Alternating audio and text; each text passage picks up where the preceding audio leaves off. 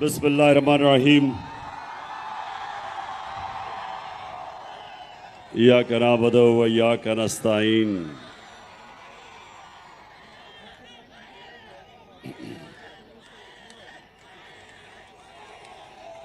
शुक्रिया। मैं सरगोदा यूनिवर्सिटी का शुक्रिया अदा करता हूं कि आज उन्होंने मुझे दावत दिया।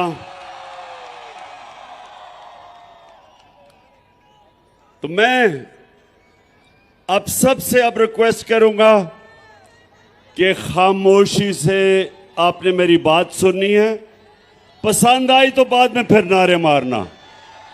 शुक्रिया शुक्रिया। अच्छा, अभी बस आया सर, पता चल गया, सुन ले आप मेरी बात। अच्छा देखें, मुझे पता चला कि जो गवर्नर पंजाब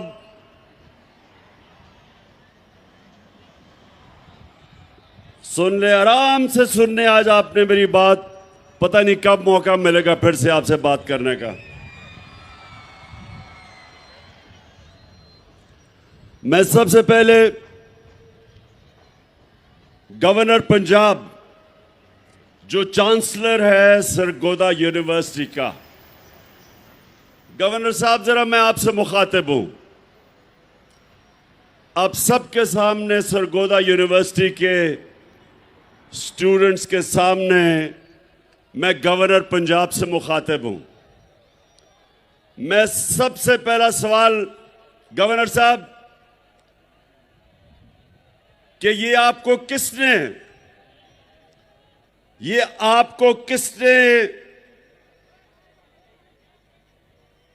इजाजत दी है कि आप पॉलिटिकल लीडर्स को यूनिवर्सिटी के स्टूडेंट्स के सामने उनको एड्रेस करने से रोके?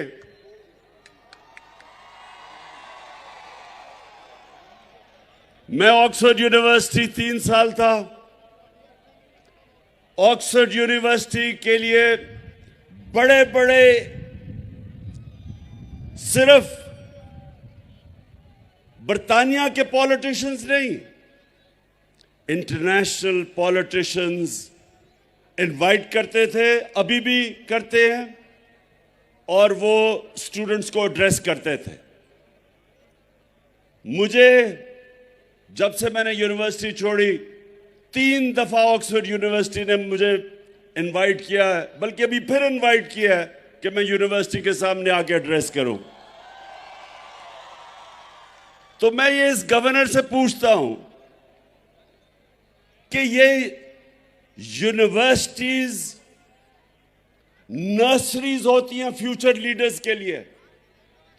जो मुल्क के लीडर्स होते हैं वो आप जैसे नौजवान जो यूनिवर्सिटी एजुकेशन लेते हैं, आप फ्यूचर लीडर्स होते हैं। तो अगर आपके सामने पॉलिटिकल लीडर्स ना आके एड्रेस करें तो आपकी पॉलिटिकल तरबियत कैसे होगी?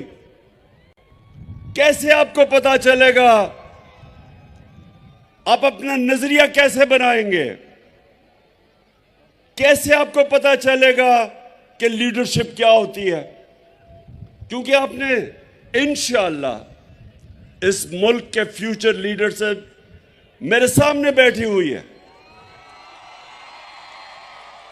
सो गवर्नर, खुदा के वास्ते इन चोरों की बातें ना सुनो जो ऊपर बैठे हुए हैं। इमरान खान को यह कौम 50 साल से जानती है, और मैं अपने फ्यूचर लीडर्स के सामने अगर आके बात करूंगा तो मुल्क की बेहतरी की बात करूंगा, इनकी बेहतरी की, इनकी तरबियत की बात करूंगा। और आपकी, एक तो ये जब भी ये सारा जो चोरों का टोला ऊपर आके बैठ गया है, जब ये मेरा नाम सुनते हैं तो इनकी कांपें टांगनी शुरू हो जाती है। और ये गवर्नर की भी काम पे टांगी कि उसने वाइस चांसलर को कहा कि जनाब इमरान खान को ना बुलाओ। सबको बुलाना चाहिए। मैं चाहता हूं कि काम पे टांगने वाला बिलावल भी आपके सामने खड़ा हो। ये और बात है कि वो आधी उर्दू आधी अंग्रेजी, और वो कह कुछ रहा होगा, मतलब कुछ और समझ आ जाएगी आपको। वो कई दफा उसको यही नहीं पता चलता कि वो करता है या करती है। और दूसरी तरफ अगर शहबाज शरीफ आया तो मैं आपको यकीन दिलाता हूं कि वो आपसे पैसे मांगने शुरू कर देगा।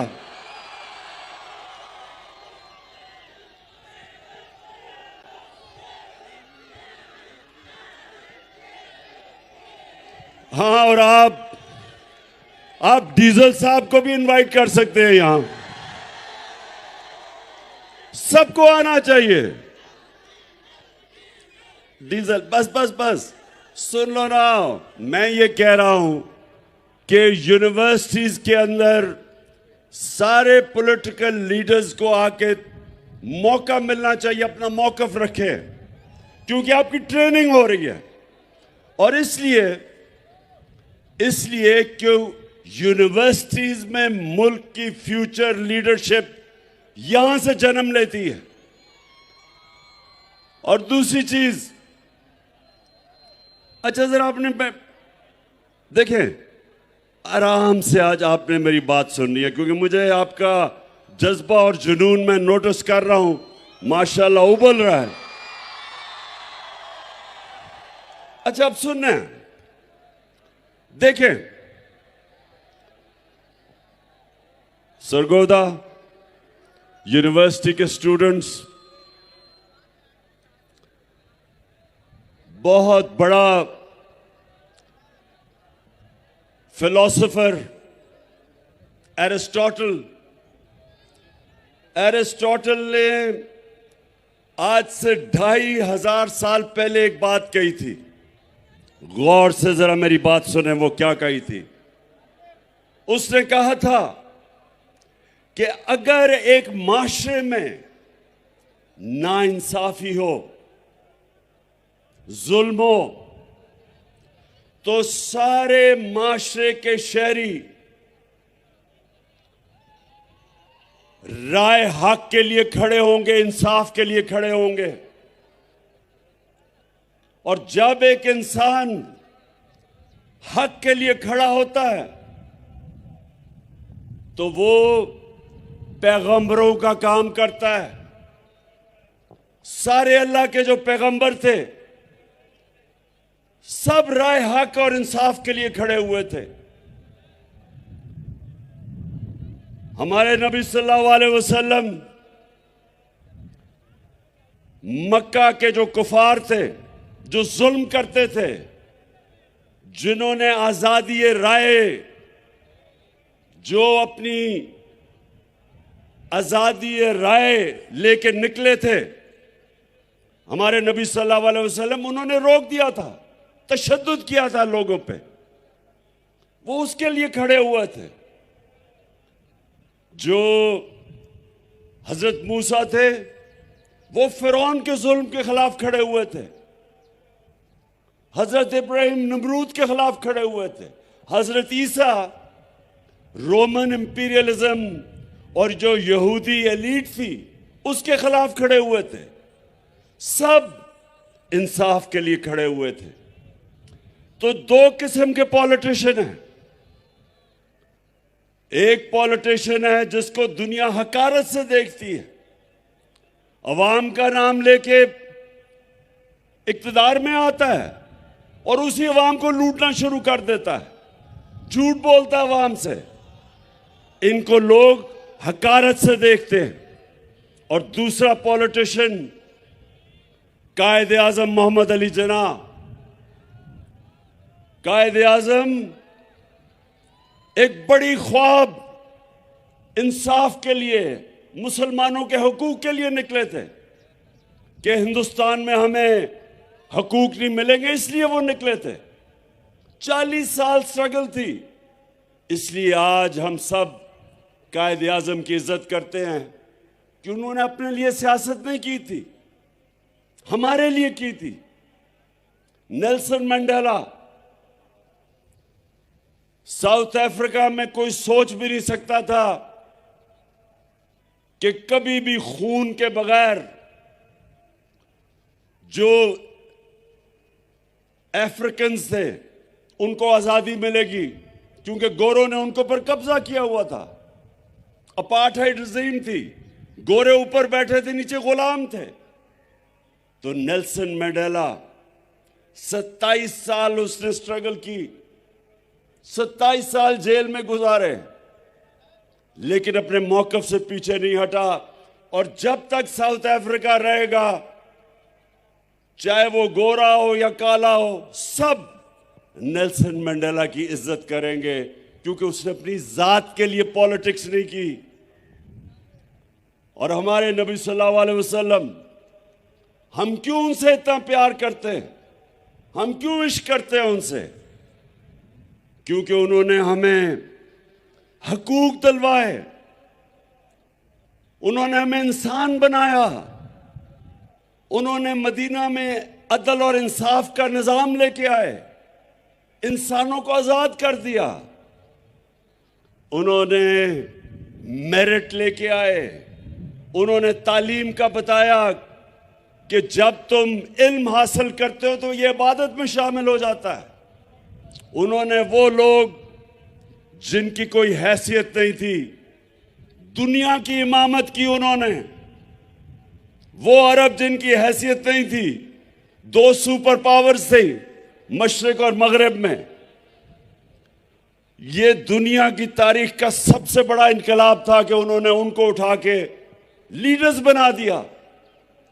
हर सहाबी लीडर बन गया। तो मेरे जो आज जो नौजवान में आप सब मेरे सामने हैं, ये समझें कि हमारा मुल्क अब 2 तरफ है, फैसला कुन मोड़ के ऊपर खड़ा है। अगर इस वक्त जो मैं अपनी सारी कौम को कहता हूं कि आप आज हक और सच और इंसाफ के लिए नहीं खड़े होंगे, तो याद रखें, जब आप जुल्म का मुकाबला नहीं करते और जुल्म के बुत के सामने झुक जाते हैं, वो माशरा तबाह हो जाता है। हजरत अली का कौल है कि कुफर का निजाम चल जाएगा, लेकिन जुल्म और ना इंसाफी का निजाम नहीं चल सकता।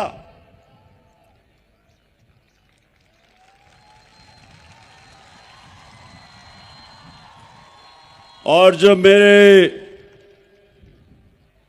दुनिया के सबसे अजीम लीडर, हम सब के दिलों का जो राज करते हैं, नबी सल्लल्लाहु अलैहि वसल्लम, 1500 साल पहले उन्होंने जो कहा था, मैं सब चाहता हूं ये बार बार मेरी बात याद रखना कि जो उन्होंने कहा था, उनकी जो हदीस है कि तुम्हारे से पहले बड़ी कौमें तबाह हुई, जिधर कमजोर छोटा चोर चोरी करे तो जेल में, और बड़ा डाकू जब चोरी करे तो उसका वो ना पकड़ सके जो मुल्क, उसको एनआरओ दे दे, वो तबाह हो जाता है। ये याद रखें कि आप आज अपने सामने मुल्क को तबाही की तरफ जाते देख रहे हैं, क्योंकि मेरे नबी ने कह दिया था कि जब आज जेलों में जाके देखें, सब गरीब लोग नजर आएंगे आपको। मुशर्रफ ने मुझे भी कोई चंद दिन जेल में रखा था, मुझे कोई बड़ा डाकू वहां जेल में नहीं नजर आया, सब छोटे गरीब लोग थे। और जब मैं असेंबली में गया तो बड़े बड़े नामवर डाकू मुझे पाकिस्तान की असेंबली में नजर आए। तो ये देखिए, मैंने सारी दुनिया देखी है। शायद ही किसी को अल्लाह ने इतना मौका दिया हो कि उसने मगरिब में भी टाइम गुजारा, उनका सिस्टम देखा। क्रिकेट की वजह से सारी दुनिया के तकरीबन मुल्क देखे, सब दुनिया देखी मैंने। मैं आज आप सबको देखें, मेरे सरगोदा यूनिवर्सिटी के नौजवानों, गौर से मेरी बात सुने। सारी दुनिया में जो मुल्क खुशहाल हैं, जितने भी मुल्क खुशहाल हैं, सारे मुल्क जो खुशहाल हैं वहां इंसाफ का निजाम है, वहां रूल ऑफ लॉ है, वहां कानून की हुक्मरानी है। और जितने मुल्क गरीब हैं, वसाइल के बावजूद, नाइजीरिया तेल के जखीरे पे बैठा, सबसे ज्यादा तेल अफ्रीका के अंदर नाइजीरिया में है। साउथ अफ्रीका में वेनेजुएला, सबसे ज्यादा साउथ अमेरिका में जो तेल है वो वेनेजुएला में है। वेनेजुएला से बेचारे लोग नौकरियां ढूंढने के लिए मर मर के दूसरे मुल्कों में जाते हैं, गुर्बत है। नाइजीरिया गुर्बत की इंतहा है। क्या वजह है?